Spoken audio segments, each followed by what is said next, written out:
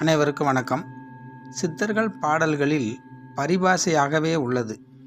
இன்றைய காலகட்டம் போல் அன்றைய காலகட்டங்களிலும் பொய்யான வேடதாரிகள் இருந்திருக்கிறார்கள். அவர்கள் கையில் கிடைத்து மக்களுக்கு துன்பம் வரக்கூடாது என்பதற்காக சித்தர்கள் பாடல் பரிபாஷையாகவும் மறைத்தும் பாடியுள்ளார்கள். ஆனால் உண்மையான ஞான தேடல் உள்ளவர்களுக்கு எளிதில் புரிந்து அனுபவத்தில் உணரவும் வழிகாட்டுகிறார்கள்.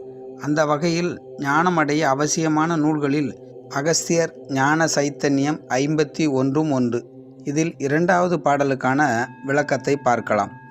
ஆமெனவே இடகலை அகாரம் சந்திரன், அருளான உகாரம் பிங்களையாம் சூரியன், தாமெனவே ஓங்கார கம்ப நுனி உச்சி, சாதித்தார் சுழிமுனையில் மகார நிற்கும், நாமெனவே நாதவிந்தால் சுழினை பாரு, நன்றாக ரவி மதியும் ஒன்றாய் கூடும், பாமெனவே அமிர்தமுங்கு கபாலத்தேரும், பருதி நிகர் செந்தீ ஒளி வீசும் தானே.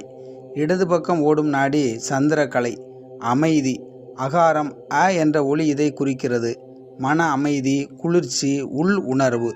பிங்களை வலது பக்கம் ஓடும் நாடி, சூரியகலை, சூடு, செயல். உகாரம் உ என்ற ஒளி இதை குறிக்கிறது.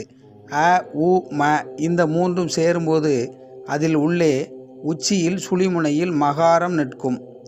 மகாரம் உயிர் ஆற்றலை உணரும் நிலை. இடகலை பிங்களை அகத்தில் புருவ மத்தில் நிலை பெறும்.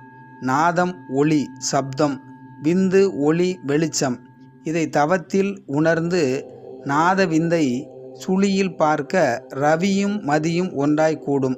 கபாலத்தில் அமுதம் சுரக்கும். உடல் முழுவதும் துன்பம் தராத வெப்பம் பரவும். இடகலை சந்திரன், பிங்களை சூரியன். இரண்டும் உள்ளே ஒடுங்கினால் 3வது கண் திறக்கும். மகனே, சித்தர்கள் எல்லாரும் இதை மறைத்தார் என்று கூறுகிறார். அனைவருக்கும் வணக்கம். நன்றி. மீண்டும் சந்திப்போம்.